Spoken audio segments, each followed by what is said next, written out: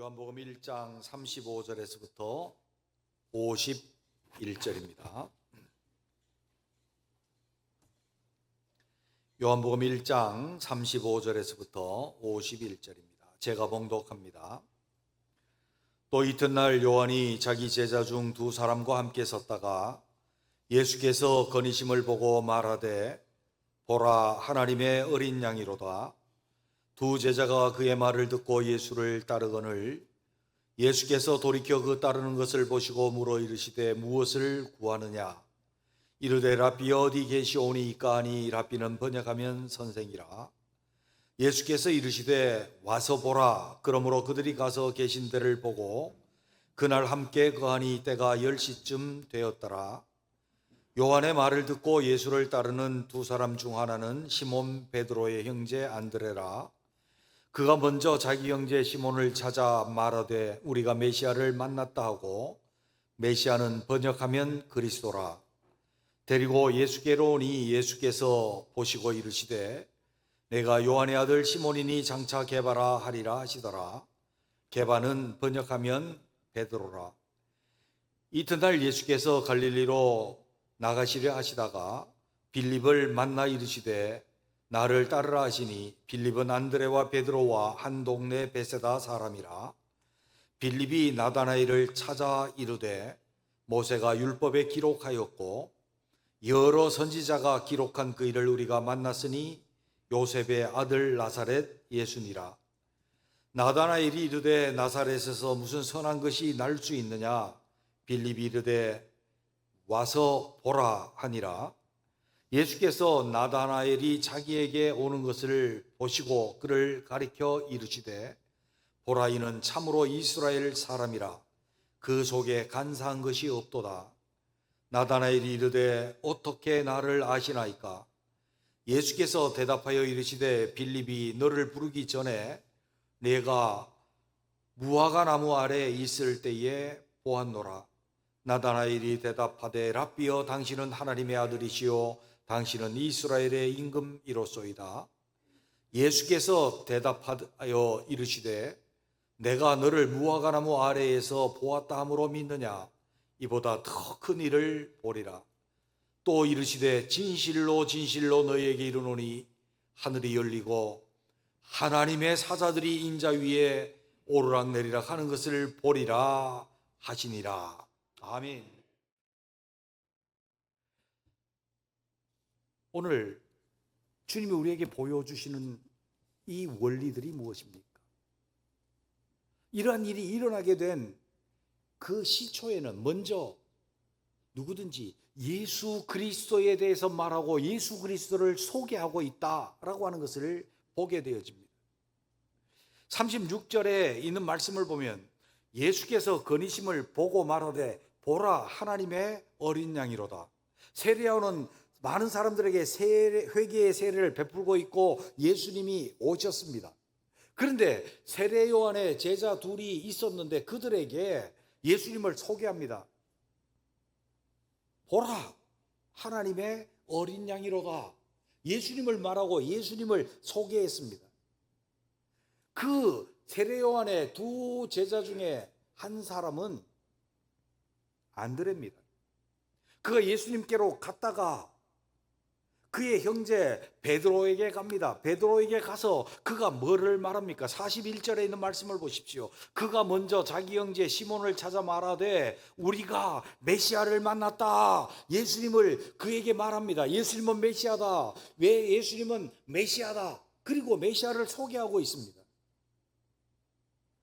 그뿐만 아니라 주님께서 그 동네에 같이 가시다가 빌립을 만나서 나를 따르라 했습니다. 빌립이 예수님을 따르다가 그가 나다나엘에게 갑니다. 나다나엘에게 가서 뭐라고 말합니까?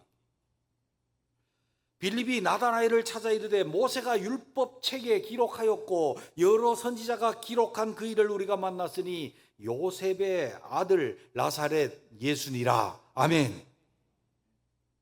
뭐를 소개했어요?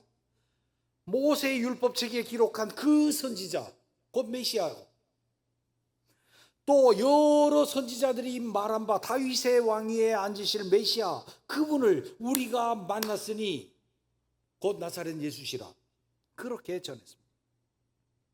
그러므로 이 소개한 세례 요한서부터 빌립까지 계속해서 예수 그리스도를 소개함으로 말미암아 이들 5 제자들이 처음으로 예수님을 메시아라고 고백하고 구원 얻고 하나님의 나라의 백성으로 살아갈 수 있는 가장 지혜로운 자가 되어지고, 또 그들이 나중에 12 사도로서 복음을 세상 가운데 전하고 신약의 교회를 세우는 위대한 사도들이 되어서 많은 사람을 옳은 대로 돌아오게 한 사람들이 되었다라고 하는 것입니다.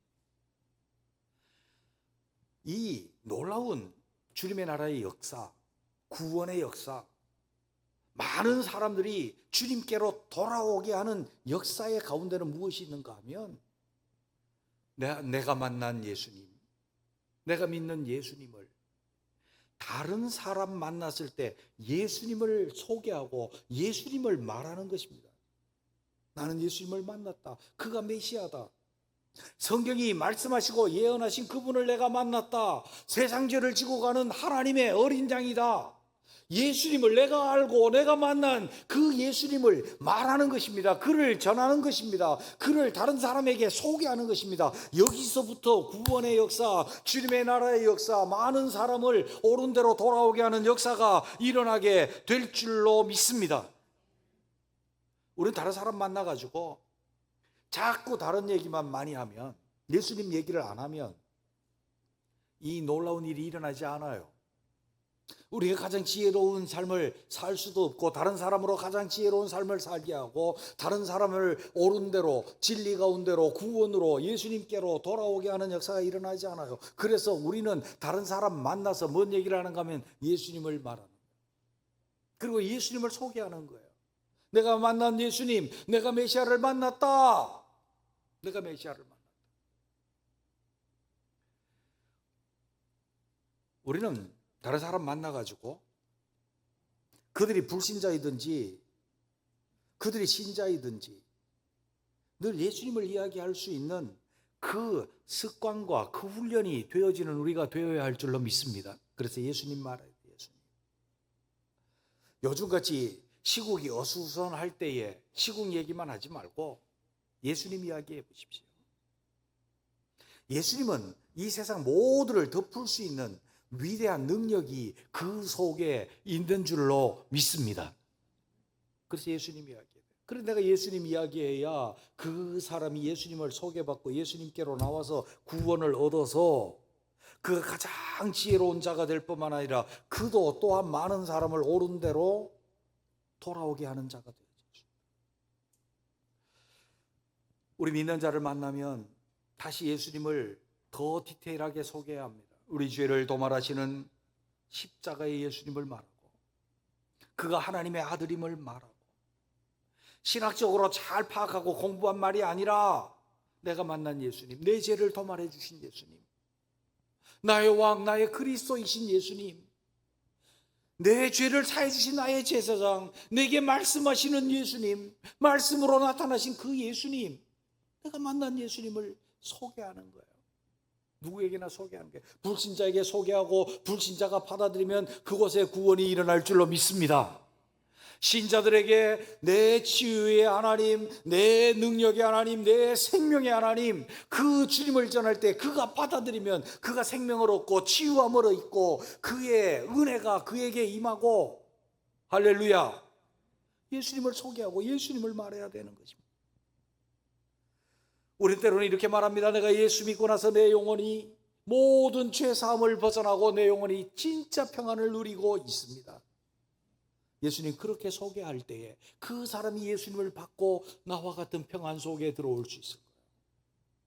예수님이 죽을 나를 살려주셨습니다. 예수님 만나서 해결되었습니다. 예수님을 소개하면, 예수님을 소개하는 데서 예수님의 역사가 일어나게 되어질 줄로 믿습니다. 예수님, 예수님, 예수님 말해. 사도 바울은 만나는 사람마다 자기 속에 예수로 가득 찼기 때문에 주 예수 그리스도의 은혜와 평강이 너희에게 있을지어. 누구를 만나든지 예수 그리스도를 말해. 우리도 우리가 가장 지혜로운 자요, 많은 사람을 옳은 대로 돌아오게 하는 그런 하늘나라의 별과 같이 빛나는 성공적인 인생을 사는 자가 되려 입을 열어 예수님을 말할 수 있는 우리가 되시기를 주의 이름으로 축원합니다. 이렇게 한번 고백 한번 해보시죠. 나는 예수님을 말하겠습니다. 아멘. 예수님을 자꾸 말해야 돼요. 두 번째로 우리가 보는 것은 그 원리가 무엇입니까? 예수님 계신 곳에 가야 하고 예수님 계신 곳으로 인도해야 된다는 거죠. 39절에 있는 말씀을 보면 예수께서 이르시되 와서 보라. 그러므로 그들이 가서 계신 데를 보고 그날 함께 거하니 때가 10시쯤 되었더라. 세례 요한의 두 제자 안드레와 또 다른 한 사람이 있었습니다. 보라, 하나님의 어린 양이로다. 그랬더니 예수님을 따라갔어요. 근데 사람이 많아갖고 예수님을 잘 찾을 수가 없어요. 주여, 아니요, 랍비 어디 계시오니까? 그랬더니 예수님께서 뭐라고 했습니까? 와서 보라. 주님을 나타내시면서 와봐라. 그랬더니 그들이 예수님께로 갔습니다. 그래서 예수님과 해가 저물 때까지 함께 있었습니다. 그리고 그들이 예수 그리스도를 받아들이는 자가 됐단 말이에요. 예수님께로 가서 예수님을 만나고 예수님과 접촉하게 된 거예요. 그리고 나서 안드레가 10시쯤 되어서 그가 베드로에게로 가잖아요. 베드로에게로 가요. 그래서 내가 메시아를 만났다고 42절 데리고 예수께로 오니, 안드레는 베드로를 데리고 예수님께로 와서 예수님을 만나게 하고 예수님을 접촉시켜 주었습니다. 그리고 가시다가 같은 동네에 있는 빌립 보고 주님이 나를 따르라. 저기 있던 빌립이 예수님을 만나고 예수님을 따라왔습니다. 그때 역사가 일어난 겁니다. 예수님을 만나는 데서, 예수님을 접촉하는 데서 역사가 일어나게 되어진 것이죠. 그 동네에 있던 빌립이 나다나엘을 찾아갑니다. 이 나다나엘은 바돌로메입니다. 바돌로메, 돌메의 아들 나다나엘이요. 그에게 가서 말을 했죠. 율법책에 기록되고 여러 선지자들이 말한 자를 내가 만났다. 그랬더니 나다나엘이 뭐라고 말합니까? 나사렛에서 무슨 선한 것이 날 수 있느냐? 나다나엘은 학자였습니다. 성경을 잘 아는 자였고 경건한 자였고 기도하는 자였습니다. 메시아는 베들레헴에서 나야지 어떻게 나사렛에서 난단 말이냐? 무슨 선한 것이 있단 말이냐? 그때 주님께서 보라, 이는 참 이스라엘 사람이로다. 그 속에 간사한 것이 없도다. 주여, 어떻게 저를 아십니까? 네가 무화과나무 아래에서 기도할 때 내가 보았노라. 그는 비밀한 장소에 아무도 없는 무화과나무 아래에서 기도했지만 주님이 보았다. 그건 고백합니다. 주님을 만나자마자 하나님의 아들이십니다. 하나님의 아들이십니다. 이스라엘의 임금 메시아십니다. 그렇게 고백을 하죠. 주님을 만나고 주님을 접촉하는 데서부터 가장 지혜로운 하나님의 나라 백성으로 살아가는 길이 열리는 줄로 믿습니다. 사도가 되고 주님의 일을 감당해서 많은 사람을 옳은 대로 돌아오게 할 수 있는 은혜가 어디에서부터 나타나는 거? 주님을 만나는 데서부터 일어나게 될 줄로 믿습니다. 여러분 보세요. 우리 전도한다고요. 예수 믿으세요. 전도교회 한번 와보세요. 요즘에 그 말도 잘 안 하면서 이럽니다. 요즘에 힘드시죠? 붕어빵 하나 드시고 힘내세요. 붕어빵 구워서 줍니다. 그리고 때로는 여러 번 만나서 교회 오세요. 그러기도 하고, 아니면 내가 그 사람에게 복음을 제시합니다. 그런데 나에게서 구원의 역사가 일어나고 전도의 결말이 나고 절대 그렇지 않습니다. 목사가 아무리 탁월하게 복음을 제시하고 그에게 사랑을 베풀고 그에게 어떤 방식을, 세상의 여러 방식을 사용을 해가지고 그에게 전도한다 할지라도 전도의 결말은 나에게서 나지 않습니다. 전도의 결말은 예수님을 만나야 해결되는 줄로 믿습니다. 예수님 만나야 돼요. 우리에게 있는 문제 해결과 우리에게 있는 진짜 지혜로운 길과 하나님의 은혜와 하나님의 복의 문이 열리는 것도 우리에게서 결말 나지 않아요. 주님이 열어 주셔야 되고 주님을 만나는 데서 일어나게 되는 줄로 믿습니다. 여러분 보세요. 어떤 사람이 마음이 아파. 그래서 어떤 사람은 힘이 들어요. 우울증이 찾아오고 죽고 싶기도 하고 정신적으로 혼란을 불러일으키기도 하고 때로는 분노가 걷잡을 수 없는 이유 없는 분노가 일어나기도 하고 현대인들은 마음이 그렇게 다 많이 아파요. 완전한 사람 없어요. 어느 정도는 다 그래요. 그러면은 이제 정신과 치료를 받거나 상담을 합니다. 상담을 하러 가면 대부분 프로이드 현대 심리학에 기초한 상담을 해줘요. 그래서 잘 분석을 합니다. 무슨 가족 치료 이론이나 저도 뭐 공부를 좀 했습니다만은 그렇게 해갖고 쭉 이렇게 하면은 이 사람이 왜 그렇게 됐는지 분석을 해. 그러면 그 속에 상처들이 다 나와요. 분석을 하면. 그 다음에 해결책이 뭐냐? 카타르시스 막 시킵니다. 사이코 드라마도 하고 막 소리 지르기도 하고 욕도 하라 그러고 뭐 참으라 그러기도 하고. 그래서 사실 이 정서적인 이 안정을 취해줘요. 근데 근본적으로 전혀 해결되지 않습니다. 성경적인 상담을 통해서 예수 그리스도를 만납니다. 십자가에 예수 그리스도의 그 사랑, 그 은혜, 그 용서를 접하게 되는 거예요. 눈물로서 주님 앞에 만납니다. 주님이 나를 어떻게 용서하셨는지, 어떻게 사랑하셨는지, 어떤 은혜를 주셨는지 그 은혜의 십자가의 은혜를 만나고 십자가의 주님을 만나게 되면 나에게 상처 줬던 그 사람 진짜 용서할 수 있어요. 진짜 사랑할 수 있어요. 주님의 은혜가 내게 찾아오면 내가 먼저 치유함을 얻을 수 있는 거예요. 예수님을 만나는데 치유의 역사가 있는 줄로 믿습니다. 예수님을 만나는데 회복의 역사가 있습니다. 예수 그리스도를 만나는데 진리의 길이 있습니다. 구원의 길이 있습니다. 주님의 나라의 길이 있는 줄로 믿습니다. 그러므로 우리도 예수님 앞에 나가서 다시 주님을 만나는 자리로 직면하고 주님 앞에 나가야 하고, 예수님을 모르는 사람들 예수님 앞에 있을 수 있도록 예수님을 만나도록 도와줄 수 있는 우리가 되시기를 주님의 이름으로 축원합니다. 마지막으로 보면 세 번째 원리는 이렇습니다. 주님 만나면 주님의 은혜가 일어나서 고백이 일어나고 쓰임을 받을 수 있다는 것입니다. 주님 만났습니다. 안드레가. 그리고 한나절을 주님과 함께 있었습니다. 그러고 나니까 베드로에게 가서 고백합니다. 내가 메시아를 만났다. 예수님은 나의 메시아입니다.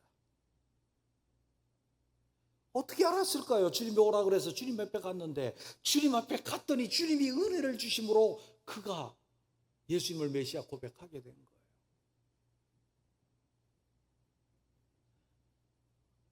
베드로가 갔더니 주님이 말씀합니다. 은혜 주시고 내가 요한의 아들 시몬이니 장차게 되라. 주님의 은혜입니다. 주님의 은혜. 빌립보고 따라오게 하시고 메시아인 것을 알게 하신 이는 주님이십니다. 나다나엘은 아주 세심하고 지식에 있어서 탁월한 자였죠. 나사렛에서 무슨 선한 것이 날 수 있느냐? 메시아라고 한다면 베들레헴에서 와야 되지 않겠느냐? 성경을 정확하게 알고 거부하고 있는 그에게 주님의 그에게 나타나셔서 은혜 베풀어 주시니까 당신은 하나님의 아들이시오, 당신은 이스라엘의 임금 메시아입니다라고 하는 고백이 일어납니다. 주님의 은혜가 있는, 주님 만나는 데서 은혜가 일어날 줄로 믿습니다. 우리가 믿을 수 있는, 그래서 구원받을 수 있는 은혜가 주님 만나는 데서 주님이 은혜 주셔서 되는 것이에요. 우리가 진리로 사는 것도 주님을 만날 뿐만 아니라 주님이 우리에게 은혜 주심으로 내가 진리 가운데 있고 은혜 가운데 있고 주 뜻 안에 있게 되고, 내가 사역을 하는 것도 오직 주님의 은혜로 말미암아 되어지는 것인 줄로 믿습니다. 주님 만나고 주님 앞에 있으면 주님이 은혜 주실 줄로 믿습니다. 여러분, 주님의 은혜가 없이 어떤 것이 우리에게 이루어질 수 있다고 생각하십니까? 한 영혼 구원받는 거요? 정말 어렵습니다. 정말 어렵습니다. 수십 년을 공을 들이고 애를 쓰는데도 잘 안 되잖아요. 그래 주님의 은혜가 임하면 되잖아요. 할렐루야. 주님의 은혜가.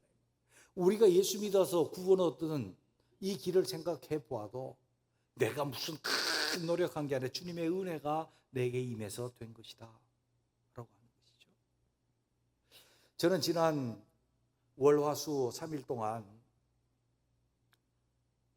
신학대학원을 졸업한 지 32년이 돼서 우리 동기들이 마지막으로 한번 크게 한번 모이자, 그래서 선교사들을 좀 돕고 서로 돌아보고 그런 기회를 가졌습니다. 무뚝 32년 만에 본 사람들이 이렇게 나타나요. 얼굴이 가물가물하고 그래요. 그러면서 이제 각각 나와가지고 이제 자기 소개를 합니다.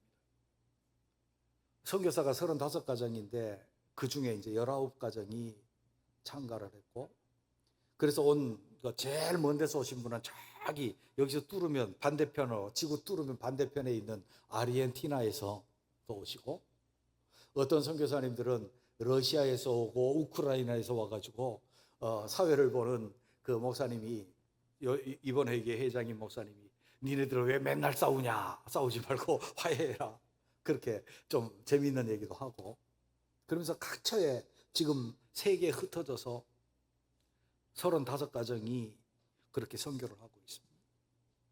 그리고 이 땅에 각각 흩어져서 각 지역마다 수십 명씩의 목사님들이 목회를 하고, 그래서 자기 소개를 합니다. 그런데 제가요, 굉장히 제 속에 갑자기 떠오르는 것이 있었습니다. 다들 그때 보았던 우리들의 그때의 우리 모습들은 지금 그 신학대학원이 지금처럼 뭐 많은 건물도 있고 전도사님들이 막 승용차 타고 오고 그러지 않았거든요. 제가 공부할 때는 월요일 저녁에 양지까지 이래저래 시외버스를 타고 가면 전도사님 중에 농촌에 계신 분이 있어서 트럭을 하나 가지고 와가지고 트럭에다 태워가지고 그 학교까지 올라가고, 그래서 우리가 100원씩 모아갖고 연료비를 드리고 그랬던 게 기억이 나요. 그리고 오직 가난하고 가진 것 없고 힘들어서 주님만 의지하고 거기 소래교회와 기도굴에 가가지고 주여 도우소서, 주님의 은혜만 필요합니다, 우리가 무엇을 할 수 있습니까? 그렇게 기도하던 동역자들이었는데 32년 만에 큰 교회, 작은 교회, 성교 어디든지 간에 그렇게 32년 동안 하나님의 은혜로 이렇게 복음의 주님의 나라를 이루고, 너무너무 감격스럽고 감사했습니다. 그리고 저와 우리 동역자들이 주님을 찬송했습니다. 내 삶에 당연한 건 하나도 없었다, 모든 것이 주님의 은혜다, 다 손들고 그렇게 주님의 은혜에 감사하면서 기도했거든요. 그런 역사들이 어디에서 일어났는가 돌아보면 우리가 주님 앞에 가서 주님 만났고 주님이 우리에게 은혜 베풀어 주심으로 아무것도 없었던 그런 자들이 크고 작은 교회들, 전국 방방곡곡에 필요한 그곳에 주의 교회를 세우고 때로는 담당하고, 그렇게 수십 년간 복음의 일들을 감당해왔고, 세계 복음의 불모지에 나가서 그렇게 복음을 전하면서 다 주님 만나서 주님이 은혜 주셨기 때문인 줄로 믿습니다. 우리는 우리 계산 너무 많이 하지 마십시오. 모든 것은 주의 은혜로 될 줄로 믿습니다. 우리의 능력으로 되는 것 없습니다. 이 세상의 계산으로 되는 것도 없습니다. 진짜 지혜로운 삶과 진짜 많은 사람을 옳은 대로 돌리게 하는 이 위대한 성공적인 삶은 내가 아니라 주님의 은혜로 되는 줄로 믿습니다. 오늘 말씀을 맺기를 원합니다. 요한복음 1장 35절에서 51절에 있는 이 말씀은 주님이 처음 공생에 제자들을 구원하셔서 가장 지혜로운 자의 길을 걷게 하셨고, 많은 사람들을 옳은 대로 돌아오게 하는 궁창의 빛과 같이 빛나는 자로, 하늘의 별과 같이 영원히 비치는 자로 성공적인 삶을 살게 하셨습니다. 이러한 길에는 입을 열어 예수님을 말하고 예수님을 소개하는 데서부터 출발해서 주님 앞에 데리고 가기도 하고 주님 앞에 내가 나가기도 하고 주님을 만남으로 이루어지는 역사였고, 그 위에 오직 주님의 은혜가 임했기 때문에 일어났던 일입니다. 우리도 이 원리들을 기억하시면서 가장 성공적인 신앙, 가장 성공적인 삶을 살아 궁창의 빛과 같이 빛나고 하늘의 별과 같이 영원히 비치는 그런 존재들이 되시기를 주님의 이름으로 축원합니다. 기도하겠습니다.